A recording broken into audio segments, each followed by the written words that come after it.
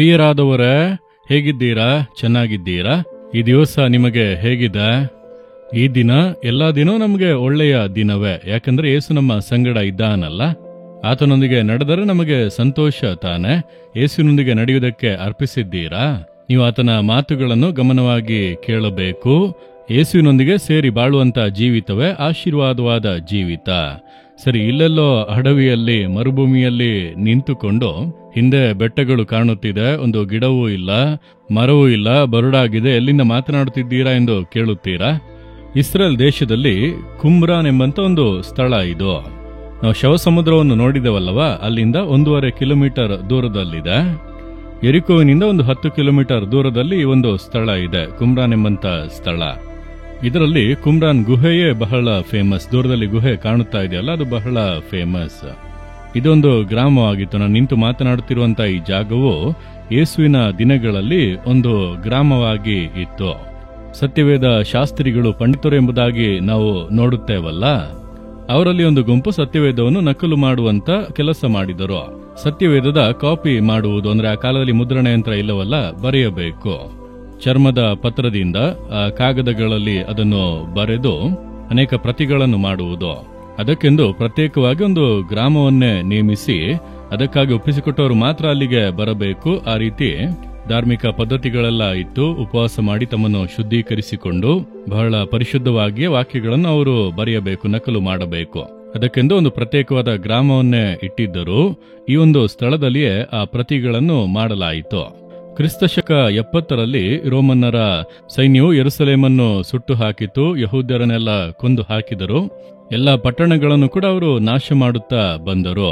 ಆಗ ಇಲ್ಲಿ ಸತ್ಯವೇದವನ್ನು ನಕಲು ಮಾಡುತ್ತಾ ಇದ್ದಂತ ದೇವರ ಜನರು ಈ ಸತ್ಯವೇದವನ್ನು ಕಾಪಾಡಬೇಕು ಎಂಬುದಾಗಿ, ರೋಮನ್ನರು ಬಂದರೆ ನಮ್ಮನ್ನು ಎಲ್ಲವನ್ನು ನಾಶ ಮಾಡಿ ಬಿಡುತ್ತಾರೆ ಎಂಬುದಾಗಿ ಮಣ್ಣಿನ ಜಾರ್ ಇರುತ್ತದಲ್ಲವಾ, ಮಣ್ಣಿನ ಪಾತ್ರೆಗಳು, ಆ ಮಣ್ಣಿನ ಜಾರ್ನಲ್ಲಿ ಈ ಸತ್ಯವೇದದ ಸುರುಳಿಗಳನ್ನು ಇಟ್ಟು ಆ ರೀತಿಯ ಗುಹೆಗಳಲ್ಲಿ ಬಚ್ಚಿಟ್ಟರು, ಭದ್ರವಾಗಿ ಇರಬೇಕು ಎಂಬುದಾಗಿ. ಇದು ಯಾವಾಗ ನಡೆಯಿತು ಅಂದ್ರೆ ಕ್ರಿಸ್ತಶಕ 70ರಲ್ಲಿ.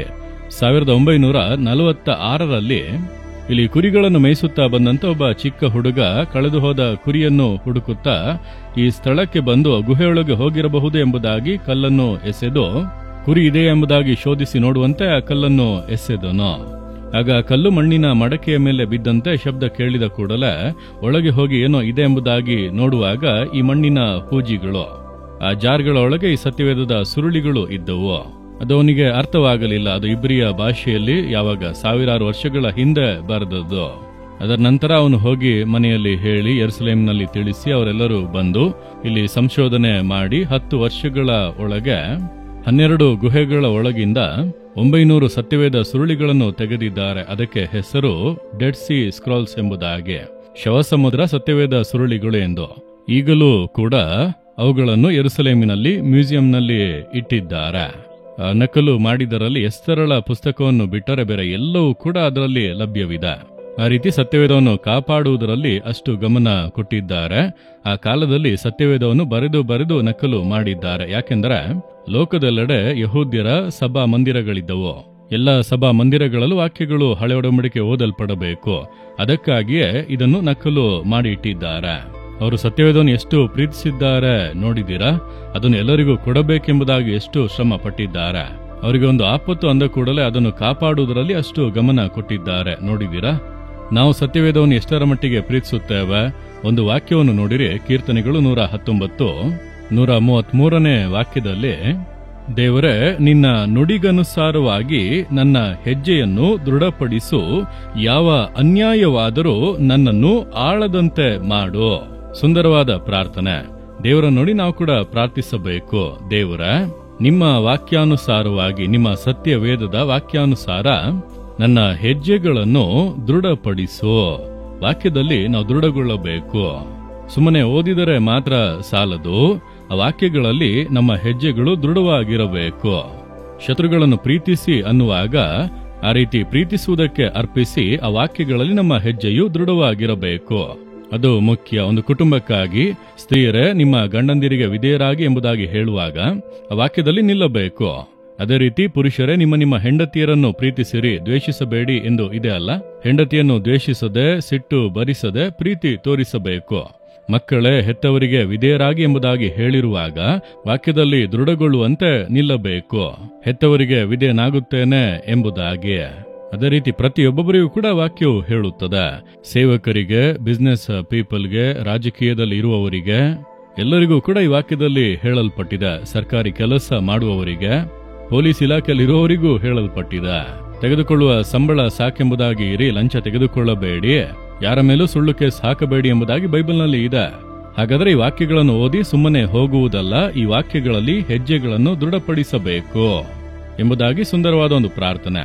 ಯಾವ ಅನ್ಯಾಯವೂ ನನ್ನನ್ನು ಆಳದಿರಲಿ. ವಾಕ್ಯದಲ್ಲಿ ನೀವು ನೆಲೆಗೊಂಡಿದ್ದರೆ ಅನ್ಯಾಯ, ಅಕ್ರಮಗಳು ನಮ್ಮನ್ನು ಆಳುವುದಕ್ಕೆ ಸಾಧ್ಯವಿಲ್ಲ. ಪರಿಶುದ್ಧತೆಯಲ್ಲಿ ನಾವು ನಿಲ್ಲಬಹುದು.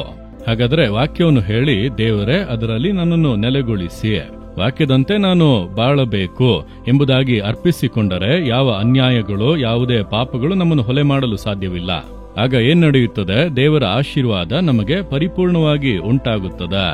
ಹಾಗಾದರೆ ನಿಮ್ಮ ಜೀವಿತದಲ್ಲಿ ಆಶೀರ್ವಾದ ತಡೆಯಾಗಿದೆ, ಆಶೀರ್ವಾದ ಪರಿಪೂರ್ಣವಾಗಿ ಇಲ್ಲ, ಬಾಧೆಗಳು ಉಂಟಾಗಿದೆ ಅಂದರೆ ಸತ್ಯವೇದದಲ್ಲಿ ನೀವು ದೃಢವಾಗಿ ನಿಂತಿದ್ದೀರಾ? ನಿಮ್ಮ ಹೆಜ್ಜೆಗಳು ಅದರಲ್ಲಿ ದೃಢವಾಗಿದೆಯಾ ಎಂಬುದಾಗಿ ಶೋಧಿಸಿ ನೋಡಿರಿ. ಯಾವುದಾದ್ರೂ ವಾಕ್ಯವನ್ನು ನಾನು ಅನುಸರಿಸದೇ ಇದ್ದೇನಾ ಎಂಬುದಾಗಿ ಯೋಚಿಸಿ ನೋಡಿ. ಅದಕ್ಕೆ ನಿಮ್ಮನ್ನು ಅರ್ಪಿಸಿ ಕೊಟ್ಟ ಕೂಡಲೇ ನೋಡಿರೆ ಕಾರ್ಯ ಸಫಲವಾಗುತ್ತದೆ, ಅದ್ಭುತ ನಡೆಯುತ್ತದೆ, ಆಶೀರ್ವಾದಗಳು ಉಂಟಾಗುತ್ತವೆ. ಒಬ್ಬ ಸಹೋದರ, ಒಳ್ಳೆ ವಿಶ್ವಾಸಿ, ದೇವರ ಮಗನೇ, ಒಂದು ಕಾರ್ಯಕ್ಕಾಗಿ ಬಹಳ ಪ್ರಾರ್ಥನೆ ಮಾಡಿದರು, ನಂಬಿಕೆಯಿಂದ ಪ್ರಾರ್ಥಿಸಿದರು, ಉಪವಾಸ ಮಾಡಿ ಪ್ರಾರ್ಥಿಸಿದರು, ಬಹಳ ಆಸಕ್ತಿಯಿಂದ ದೇವರು ಅದ್ಭುತ ಮಾಡಲೇಬೇಕೆಂಬುದಾಗಿ ಪ್ರಾರ್ಥನೆ ಮಾಡಿದರು. ಬೇರೆ ಎಲ್ಲಾ ಕಾರ್ಯಗಳು ನಡೆಯುತ್ತಾ ಇದೆ, ಇದೊಂದು ಕಾರ್ಯ ಮಾತ್ರ ನಡೆಯುತ್ತಾ ಇಲ್ಲ, ಸಫಲವಾಗುತ್ತಲೇ ಇಲ್ಲ, ತಡೆಯಾಗಿ ಹೋಗುತ್ತಾ ಇದೆ. ಅನೇಕ ವರ್ಷಗಳು ಪ್ರಾರ್ಥಿಸಿ ಸೋತು ಹೋದರು. ಅವರು ಒಮ್ಮೆ ಒಬ್ಬ ಸೇವಕರ ಸಂದೇಶವನ್ನು ಕೇಳುತ್ತಾ ಇರುವಾಗ, ಯಾರ ಮೇಲಾದರೂ ನಿಮಗೊಂದು ಬೇಸರ ಇರುವುದಾದರೆ, ಹೃದಯದಲ್ಲಿ ಒಂದು ಕಹಿತನ, ಒಂದು ದ್ವೇಷ ಇರುವುದಾದರೆ, ನಿಮ್ಮ ಪ್ರಾರ್ಥನೆ ಕೇಳಲ್ಪಡುವುದಿಲ್ಲ, ದೇವರು ಅದ್ಭುತ ಮಾಡುವುದಕ್ಕೆ ಆಗದು ಎಂಬುದಾಗಿ ಸತ್ಯವೇದ ವಾಕ್ಯದ ಮೂಲಕವಾಗಿ ಅವರು ಪ್ರಸಂಗ ಮಾಡಿದಾಗ ಆ ವಾಕ್ಯ ಅವರೊಟ್ಟಿಗೆ ಮಾತನಾಡಿತು. ನೀನು ಈ ವಾಕ್ಯದ ಪ್ರಕಾರ ನಡೆಯುತ್ತಿಲ್ಲ, ನೀನು ನಂಬುತ್ತಿದ್ದೀಯಾ, ಪ್ರಾರ್ಥಿಸುತ್ತಿದ್ದೀಯಾ, ಎಲ್ಲವನ್ನೂ ಮಾಡುತ್ತಿದ್ದೀಯಾ, ಈ ವಾಕ್ಯದಲ್ಲಿ ನೀನು ನಿಂತಿಲ್ಲ, ಈ ವಾಕ್ಯದ ಪ್ರಕಾರ ಬಾಳಲಿಲ್ಲ ಎಂಬುದಾಗಿ ಹೇಳುವಾಗ ಅನೇಕ ವರ್ಷಗಳ ಹಿಂದೆ ಒಬ್ಬರ ಮೇಲೆ ಅವರಿಗೊಂದು ಕಹಿತನ, ಒಂದು ಹಗೆತನ, ಆದ್ದರಿಂದ ಮಾತನಾಡುವುದಿಲ್ಲ. ಆ ಕಹಿತನದ ಮೂಲಕವಾಗಿ ಒಂದು ಬಿರುಕು ಪವಿತ್ರಾತ್ಮನು ತಿಳಿಸಿದನು. ತಕ್ಷಣವೇ ಆ ವ್ಯಕ್ತಿಯನ್ನು ಕಂಡುಹಿಡಿದು ಫೋನ್ ಮಾಡಿ, ಅನೇಕ ವರ್ಷಗಳ ನಂತರ, ಎಷ್ಟು ವರ್ಷಗಳ ಹಿಂದೆ ಒಂದು ಕಹಿತನದಿಂದ ನಾನು ದೂರ ಆದೆನು, ನಿನ್ನ ಮೇಲೆ ಒಂದು ಬೇಸರ ನನಗೆ ಇತ್ತು, ದೇವರು ಅದನ್ನು ಪಾಪ ಎಂಬುದಾಗಿ ತಿಳಿಸಿದರು ಎಂಬುದಾಗಿ ಹೇಳಿ ಒಂದಾದರೂ ನೋಡಿರೆ, ತಕ್ಷಣವೇ ಈ ಕಾರ್ಯ ಸಫಲವಾಯಿತು, ತಡೆಗಳು ನೀಗಿತು, ಕಾರ್ಯ ಸಫಲವಾಯಿತು, ಪ್ರಾರ್ಥನೆಗೆ ಉತ್ತರ ಬಂದಿತ್ತು. ಹಾಗಾದರೆ ವಾಕ್ಯದಲ್ಲಿ ದೃಢವಾಗಿ ನಿಂತರೆ ಮಾತ್ರ ದೇವರ ಆಶೀರ್ವಾದಗಳನ್ನು ಹೊಂದಬಹುದು. ಸುಮ್ಮನೆ ಓದಿದರೆ ಮಾತ್ರ ಆಶೀರ್ವಾದ ಬರುವುದಿಲ್ಲ. ವಾಕ್ಯದಲ್ಲಿ ನಮ್ಮ ಹೆಜ್ಜೆಗಳು ದೃಢವಾಗಿರಬೇಕು, ನಿಲ್ಲಬೇಕು, ಅದರಲ್ಲಿ ಗಮನ ಸಲ್ಲಿಸಿ. ಈಗ ನಿಮ್ಮ ಜೀವಿತವನ್ನು ಶೋಧಿಸಿ ನೋಡಿರಿ, ಯಾಕೆ ಈ ಒಂದು ಕಾರ್ಯದಲ್ಲಿ ಮಾತ್ರ ಅದ್ಭುತ ನಡೆಯುತ್ತಿಲ್ಲ? ಇಷ್ಟು ದಿನಗಳು ಪ್ರಾರ್ಥಿಸಿಯೂ ಅದ್ಭುತ ನಡೆಯುತ್ತಿಲ್ಲ ಅಂದರೆ ದೇವರ ಸಮ್ಮುಖಕ್ಕೆ ಹೋಗಿ, ನಾನು ಇನ್ನೂ ನಿಮ್ಮ ವಾಕ್ಯಗಳಿಗೆ ವಿಧೇಯನಾಗಬೇಕಾಗಿರುವುದು ಏನಾದರೂ ಇದೆಯಾ? ನಿಮ್ಮ ವಾಕ್ಯದಲ್ಲಿ ನಿಲ್ಲುವುದಕ್ಕೆ ನಾನೇನಾದರೂ ತಪ್ಪಿದ್ದೇನೆ ಎಂಬುದಾಗಿ ಕೇಳಿರಿ, ದೇವರು ತಿಳಿಸುವರು. ಅದನ್ನು ಸರಿಪಡಿಸಿಕೊಳ್ಳಿರಿ, ತಕ್ಷಣ ಅದ್ಭುತ ನಡೆಯುತ್ತದೆ. ಸರಿನಾ? ದೇವರೇ, ನಿಮ್ಮ ವಾಕ್ಯದಲ್ಲಿ ನಮ್ಮ ಹೆಜ್ಜೆಗಳು ದೃಢವಾಗಿರಬೇಕು, ಆಗ ಯಾವುದೇ ಅನ್ಯಾಯಗಳು ನಮ್ಮನ್ನು ಆಳದೆ ಇರುವಂತೆ ನೀವು ಕಾಪಾಡುವಿರಿ. ನಿಮ್ಮ ವಾಕ್ಯಾನುಸಾರ ಬಾಳುವುದಕ್ಕೆ ನಮ್ಮನ್ನು ಅರ್ಪಿಸುತ್ತೇವೆ, ಅದ್ಭುತಗಳನ್ನು ಮಾಡಿರಿ. ಯೇಸುವಿನ ನಾಮದಲ್ಲಿ ಪ್ರಾರ್ಥಿಸುತ್ತೇವೆ. ಆಮೇನ್, ಆಮೇನ್.